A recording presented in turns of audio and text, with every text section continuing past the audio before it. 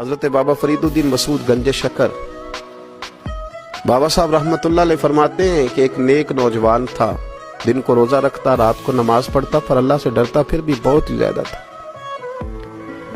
بڑے ڈرتا تھا۔ موت کا وقت آیا تو ماں ہی تھی بس اس کی، تو ماں سے کہنے لگا اماں تو میری ماں ہے، میرے ساتھ 3 وعدے تو کر۔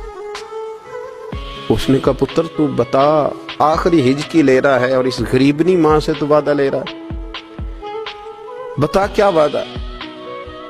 عرض کرنے لگا اماں جب میں مر جاؤں نا تو میرے گلے میں رسی ڈال کے تو مجھے گھمانا گھر کے صحن میں، اور لوگوں کو کہنا جو رب کی نافرمانی کرے اس کا یہی حال ہوتا ہے۔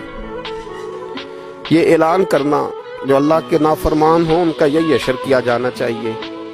اور اماں پھر دوسرا وعدہ کر،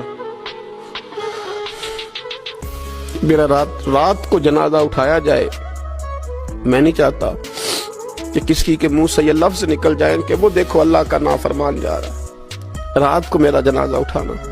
اور اماں تیسرا میرے ساتھ وعدہ کر کہ لوگ مجھے دفن کر کے آ جائیں گے تو تو میری قبر پہ چلی جائے گی، عمل میرے پاس کوئی نہیں، پر مجھے لگتا ہے ماں کے قدموں کی برکت سے عرش کا مالک بھی رحم فرمائے گا۔ اماں تو وعدہ کر کہ میرے ساتھ وعدہ کر۔ بابا صاحب رحمتullah علیہ فرمانے لگے کہ بوڑھی ماں نے وعدہ کر لیا۔ کہا بیٹے ٹھیک ہے، اگر تیری یہی ضد ہے تو میں تیار ہوں۔ پھر اس نے کلمہ شہادت پڑھا، اس نوجوان کی روح پرواز کر گئی۔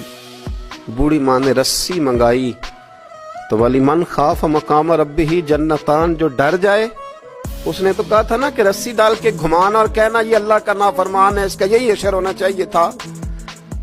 لیکن جب ماں گلے میں رسی ڈالنے لگی تو گھر کے ہر کونے سے آواز آنے لگی، خبردار یہ رب کا دوست ہے، اللہ کے دوستوں کے ساتھ اس طرح کا معاملہ نہ کیا جائے، اسے چھوڑ دیا جائے۔